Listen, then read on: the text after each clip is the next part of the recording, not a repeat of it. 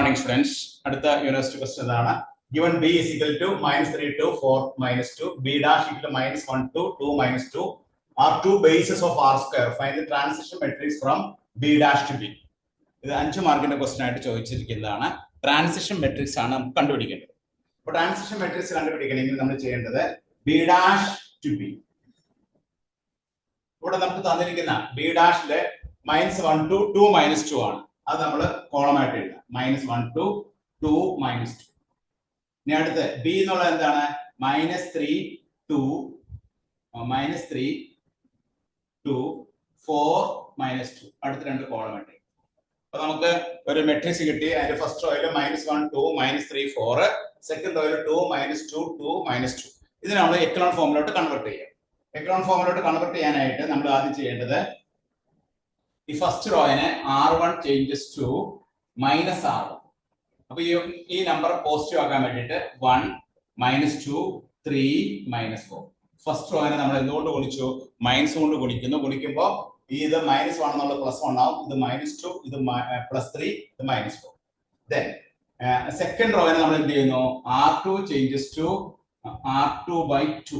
Second റോയിനെ നമ്മൾ 2 കൊണ്ട് divide ചെയ്യും. ഡിവൈഡ് ചെയ്യുമ്പോൾ ഇവിടെ 1 വരും, ഇവിടെ -1, ഇവിടെ 2 എന്നുള്ളത് 1 വരും, ഇവിടെ -1. അടുത്ത ഓപ്പറേഷൻ എന്താണ്?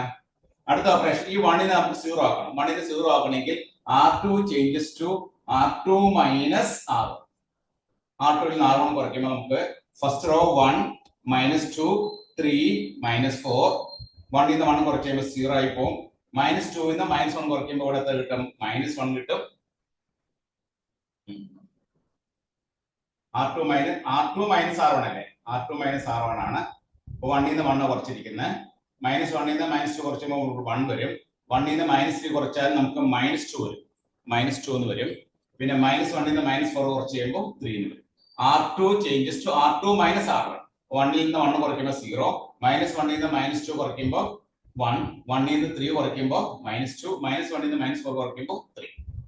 ഇനി നമുക്ക് ഈ -2നെ 0 ആക്കണം. -2നെ 0 ആക്കാനായിട്ട് സെക്കൻഡ് റോ അങ്ങനെ തന്നെ ഇടാം. 0 1 -2 3. ഇവിടെ r2 changes to r1 changes to r1 plus 2r2. r1 2r2 കൂട്ടിയായിട്ട് 1 0 കൂട്ടുമ്പോൾ ഇവിടെ 1 വരും. -2 ഇതിനെ 2 കൊണ്ട് ഗുണിച്ചിട്ട് ആഡ് ചെയ്യുമ്പോൾ നമുക്ക് ഇവിടെ 0 ആയി പോകും.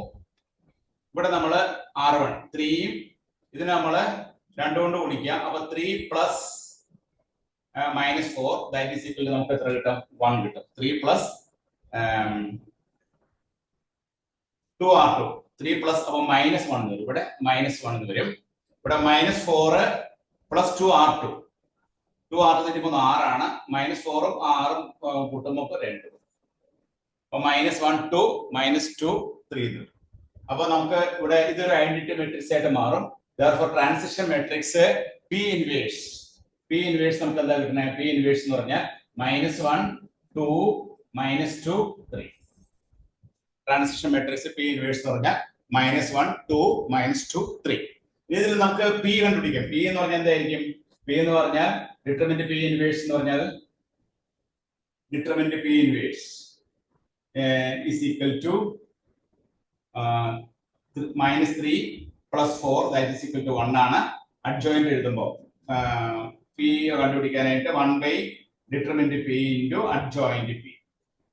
അപ്പൊ നമുക്ക് 1/1 1 ആണ്. അപ്പൊ ഇവിടെ ഇത് നമ്മൾ 2/2 ആയതുകൊണ്ട് ഇന്റർചേഞ്ച് ചെയ്താൽ മതി. ഈ 3 ഇപ്പുറത്തെ എഴുതാം. ഇവിടെ നമുക്ക് -1 എഴുതാം. ഈ ഇതിന്റെ ചിഹ്നം ഓപ്പോസിറ്റ് ആക്കാം. അത് -2 ആക്കാം, ഇത് +2 ആക്കാം. അപ്പോ P ഇൻവേഴ്സ് എന്ന് പറഞ്ഞാൽ -1 2 -2 3 വരും.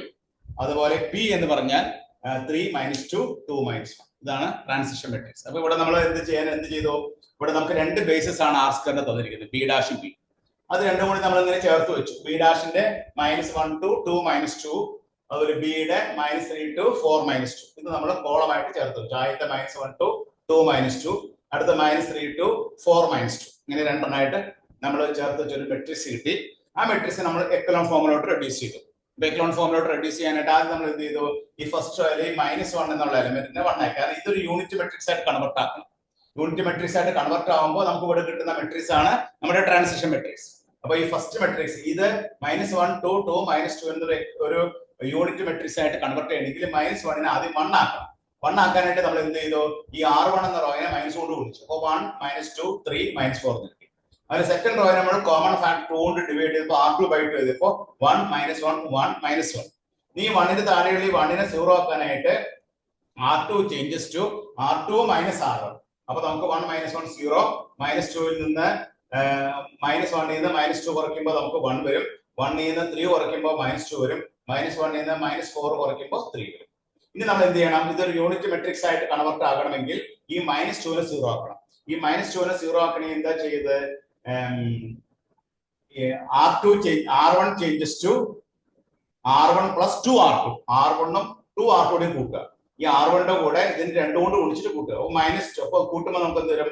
1ഉം 0ഉം കൂട്ടുമ്പോൾ ആദ്യം 1 വരും. -2ഉം 2ഉം കൂട്ടുമ്പോൾ 0 ആയിപ്പോവും. 3ഉം -4 അപ്പൊ നമുക്ക് -1 വരും. -4ഉം 26 അപ്പൊ നമുക്ക് എന്ത് വരും? 2 വരും. അപ്പൊ ഇതൊരു യൂണിറ്റ് മെട്രിക്സ് ആയിട്ട് മാറി. 1 0 0 1. അടുത്ത മെട്രിക്സ് ആണ് -1 2 -2 3. ഇതാണ് നമ്മുടെ ട്രാൻസിഷൻ മെട്രിക്സ്. -1 2 -2 3 P inverse. ഇതിന് P കണ്ടുപിടിക്കാൻ എന്ത് ചെയ്താൽ മതി? 1 × P ന്റെ അഡ്ജോയിന്റ് P വെച്ച് ചെയ്യുമ്പോൾ 3 -2 2 -1. ഇതാണ് 5 മാർക്കിന്റെ ക്വസ്റ്റ്യൻ ആയിട്ട് ചോദിച്ചതാണ്. അപ്പൊ എല്ലാവരും നോട്ട് ചെയ്തു.